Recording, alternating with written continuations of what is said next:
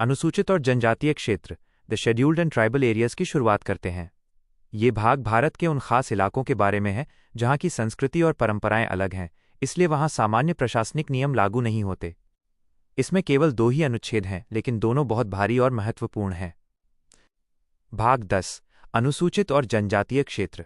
अनुच्छेद 244 ए। अनुच्छेद 244 अनुसूचित क्षेत्रों और जनजातीय क्षेत्रों का प्रशासन।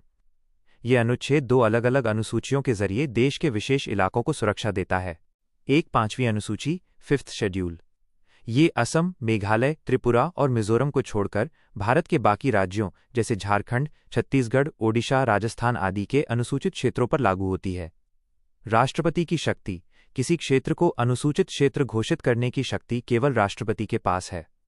राज्यपाल की भूमिका। राज्यपाल हर साल राष्ट्रपति को इन क्षेत्रों के प्रशासन की रिपोर्ट देता है। राज्यपाल को ये अधिकार है कि वो संसद या विधानसभा के किसी कानून को इन क्षेत्रों में लागू होने से रोक दे या बदलाव के साथ लागू करे। जनजातीय सलाहकार परिषद टैक।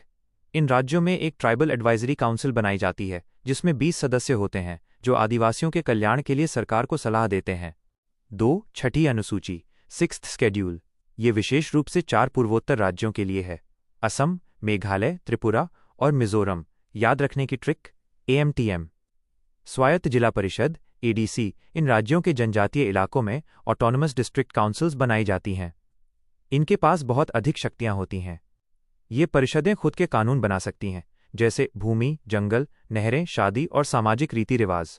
यहाँ तक कि ये अपने इलाके में छोटे मोटे दीवानी और फौजदारी मुकदमों की सुनवाई के लिए कचहरी, विलेज कोर्ट्स भी बना सकती हैं। अनुच्छेद 244 ए। असम के कुछ जनजातीय क्षेत्रों को मिलाकर एक स्वायत्त राज्य बनाना। व्याख्या। ये अनुच्छेद संसद को ये शक्ति देता है कि वो कानून बनाकर असम के कुछ खास जनजातीय इलाकों जैसे कार्बी आंगलोंग को मिलाकर असम के भीतर ही एक स्वायत्त राज्य ऑटोनोमस स्टेट बना सके। विशेषता: इस स्वायत्त राज्य की अपनी एक स्थानीय विधानसभा और मंत्रिपरिषद भी हो सकती है। इसे 22वें संविधान संशोधन 1969 द्वारा जोड़ा गया था। बारीक और महत्वपूर्ण अंतर समरी। विशेषता: 5वीं अनुसूची 6ठी अनुसूची। क्षेत्र: देश के 10 राज्यों में फैले अनुसूचित क्षेत्र, केवल असम, मेघालय, त्रिपुरा, मिजोरम। प्रशासनिक संस्था: जनजातीय सलाहकार परिषद टेक। स्वायत्त जिला परिषद ADC।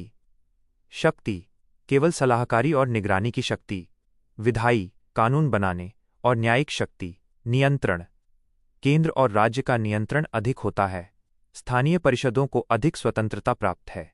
Image showing the powers of autonomous district councils under the 6th schedule.